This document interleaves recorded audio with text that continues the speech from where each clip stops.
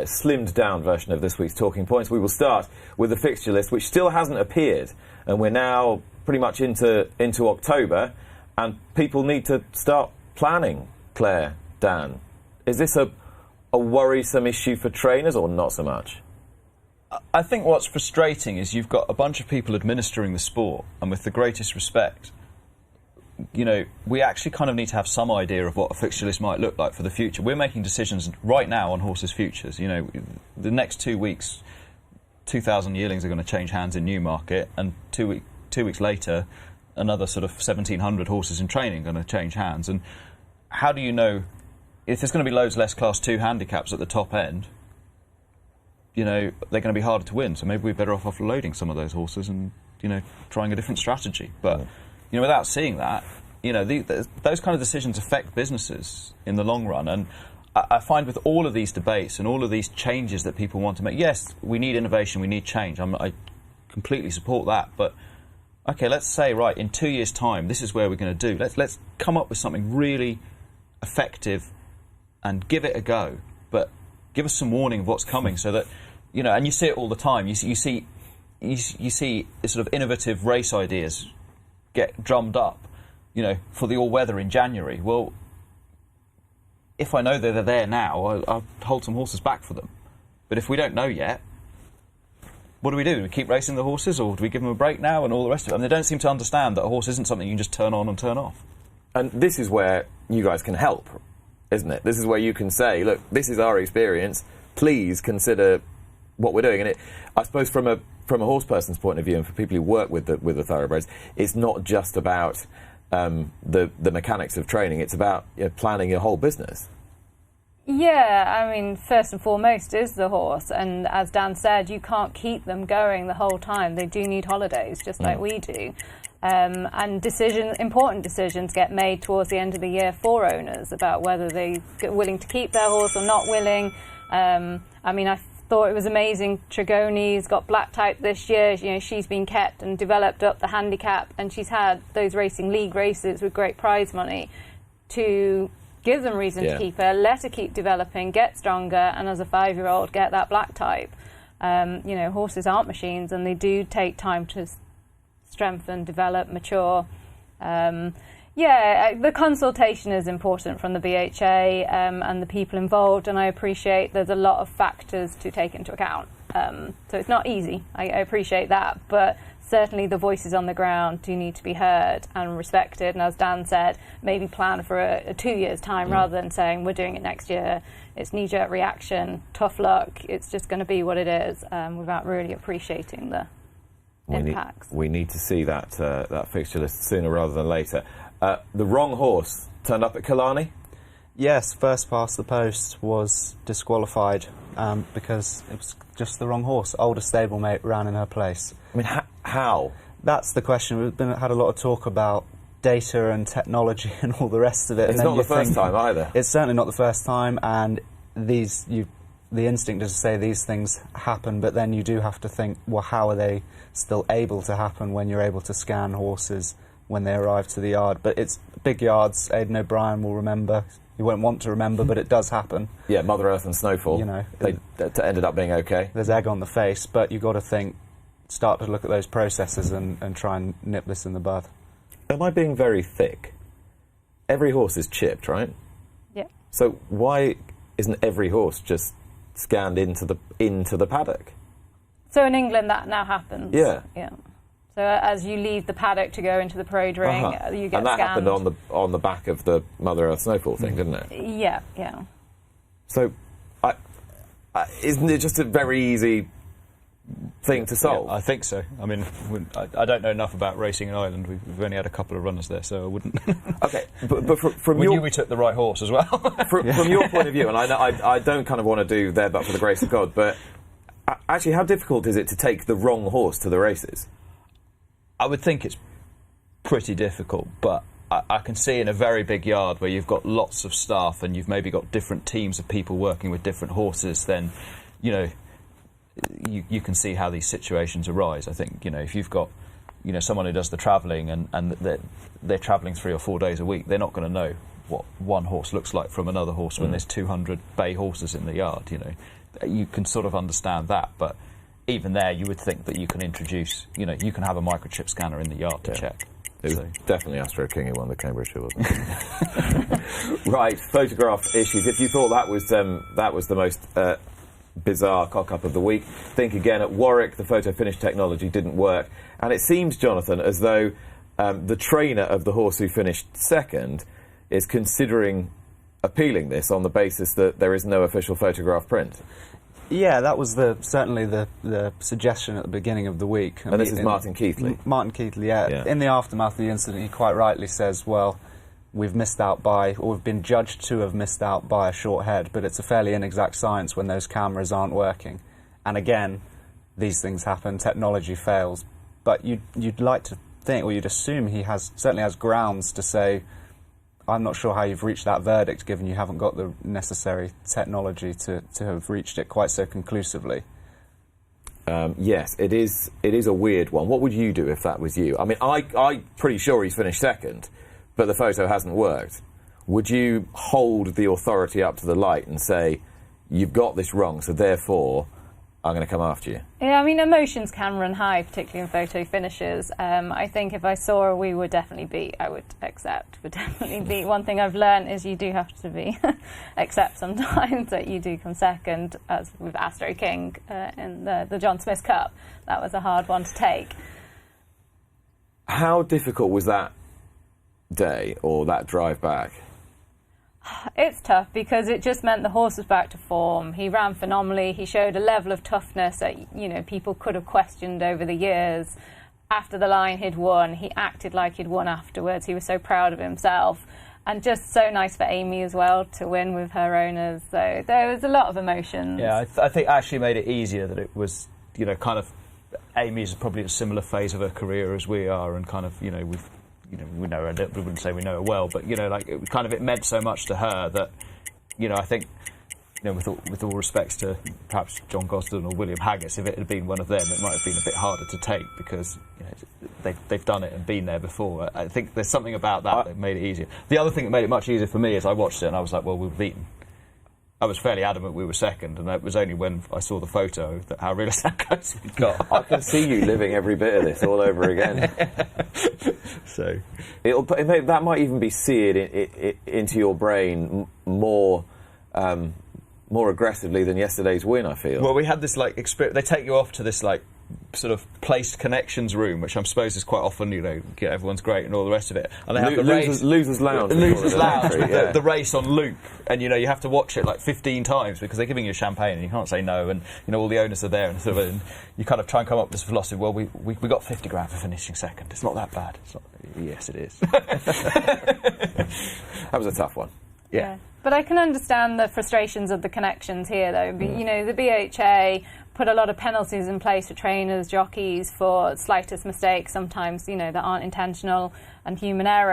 And when it happens in reverse, there is definitely a feeling that there are no kind of repercussions, or how do we make it more accountable, and how do we change it so it doesn't happen again? I'm glad you've dragged us back on point. Is this kind of a microcosm of what it's like in the Kubler household? He goes off on this kind of wild tangent, and then you kind of no, bring it back. At times. Okay. On we go. There is a rumbling, ongoing dispute over a horse called George Gently. This has been going on for some years now, and there was a case brought. A civil case brought by one of the owners of that horse, Tony Holt, against Dan Skelton, the trainer Dan Skelton, and his associates, which has been settled out of court. So that's been settled and done. But Jonathan, this week, said owner has urged the BHA to get on with their own investigation, which has kind of been bubbling under, and that was really the reason why he took the court action in the first instance, which has now been settled. Yeah, it's one of those that, and ongoing's the key word here, and the longer these things are ongoing, the more damage I think they probably cause to people's reputation, rightly or wrongly, because it's all, he said, she said at this point. They've obviously settled privately, but in terms of the BHA investigation, we don't have a conclusion there. It has been rumbling on for a long time. The BHA, I'm sure, would contend they were waiting for those civil proceedings to end, so they've got all the facts, etc., and you take that point, but the owner, quite rightly, I think, is after a conclusion here. I'm sure Dan Skelton similarly would like to put this entire situation behind them. The BHA hopefully will now get this to where it needs to be, because the longer these things go on, the worse they become. We do talk quite often on this programme and elsewhere about how slowly the wheels of justice seem to turn in our sports administrative body. Is it a fair criticism, Claire, or not, do you think? I think it's tough for the BHA. They're always going to be on the receiving end, probably, of the criticism, rather than you're not going to turn around to your regulator and frequently praise them. Accountability is important, who is holding them to account, I guess. But I also appreciate funding for racing as a whole is a concern, and they are funded by racing, and maybe the funds aren't enough to ensure they've got adequate personnel to ensure expediency or process. And it's hard to comment without really knowing the ins and outs of how it's run. But you'd probably be better placed than quite a lot of people. Riding a Dream, this is the academy, yes. Jonathan, which has had some pretty good news this week. Yeah, so the Riding a Dream Academy, set up by Naomi Lawson, Ollie Bell and Khadija Mella, is trying to get people from more diverse backgrounds, young people, into racing through a series of residentials and courses. They're at the British Racing School, they visit yards. It's really a 101 of the racing industry for people who might not have been exposed to horses, let alone the racing industry. So it's this brilliant initiative that's been set up. It's had its second year review and recorded a 281% increase in engagement, wow. which is absolutely fantastic news. A lot of those people, I believe around 70%, I might be corrected on this, but around 70% from diverse backgrounds. So it's just one of those where there isn't a huge amount of debate around it. I think it's doing a massive amount of good, and there are staffing issues in the sport. There are diversity issues, I would contend. So this is hopefully doing a lot of good work, and soon we'll see a lot of those young people come through in yards, and we might have jockeys, we might have trainers. It can only be good news. I mean, Dan, this must be music to your ears, isn't it? Yeah, I mean, I think, the facts are that the sort of NTF did a survey and identified there's a couple of thousand vacancies, and I think stud farms have got an equally, if not bigger, problem, and we need more young people coming into this sport, and we need them pretty quickly, and anything like this that we can do to get more people involved and more people to see our sport, because the reality is fewer and fewer people everywhere in society have contact with horses and that early introduction to horses, and I think it is a very important pathway for people to come into the sport. And this is a fantastic initiative, and I think the points around diversity are very important, because diversity brings different ways of thinking, different ideas, and the more of that we can have at the table, the better for the sport in the long term as well. And of course, you'll then, by its very nature, you are then increasing your fan base and increasing your audience. Claire, we often on this programme talk about staffing issues. How well are you staffed at the moment? Yeah, we're really well staffed, but we've put a lot of effort and work into it from day one. When we started training, it was really just an important thing for us, for people to enjoy their job, develop throughout their career. And if someone isn't on the right pathway, they might be for 5 years, and if they want to seek alternative employment, we encourage it. Ultimately, you've got to enjoy what you do. But initiatives like this, Naomi and Khadija are such inspiring people, and opening those doors. Racing, we are a closed-knit community, which is great, but then also we can be quite hard to break into as well with the terminology and, just becoming a trainer. It's not easy, and you need support. So it's trying to find new ways to have opportunities. And it's great to hear people talking about it and doing stuff. And you've been quite heavily involved in the British Racing School down the years as well. How much sort of personal satisfaction did you get out of that? Yeah, I joined because I just really wanted to kind of put back and try and just increase the amount of awareness of it. There's lots of great initiatives out there, but I just feel sometimes we're not very good at marketing it and telling everyone about it to make sure the uptake is at its best. It's been great, and seeing people, what they do actually at the school is phenomenal. It's so inspiring. We've taken someone on, Arla, and she'd never ridden before, and she's been there 16 weeks, and now she just did her first swinging canter the other day, and she's only been with us 5 weeks. The trajectory she's on is impressive. And then Dan's joined the people board now as well to hopefully, keep that momentum going. And that meant you joined the people board. That meant you had to stop. Yeah, I think the conflict of interest. So I've just handed in my notice at the racing school. But it frees me up to go do other stuff. It's nice that Dan cares so much and has a lot of fresh ideas to bring to the table. So good. Excellent. Let's move on to our final talking point, which is the fact that you can now bet into the French pools this afternoon. If you want to have a bet in the Arc and the supporting races, you can bet into the PMU, Jonathan, which theoretically should be better if you are backing British-trained horses, or it often is anyway. Theoretically, I mean, finding the winner of the Arc is going to be a little bit difficult, so I don't know how much. Well, perhaps not. We'll talk about that in a minute. Maybe you've got the winner. Look, it's good news for punters, isn't it, that they can sort of test their expertise against the French counterparts. It's another avenue for those sort of exotic bets as well.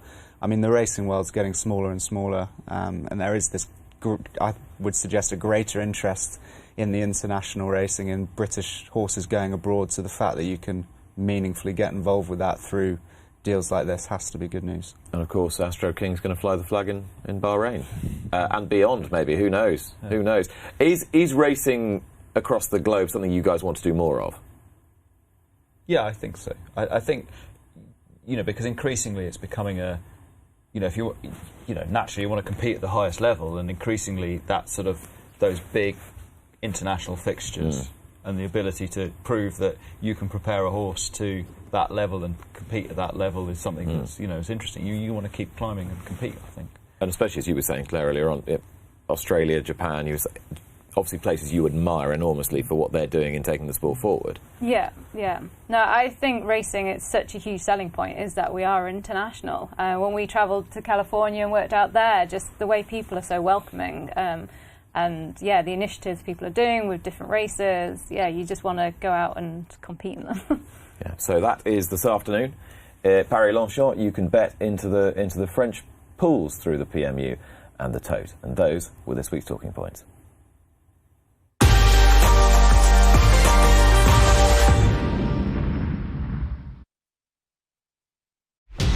Watch live racing now on racingtv.com.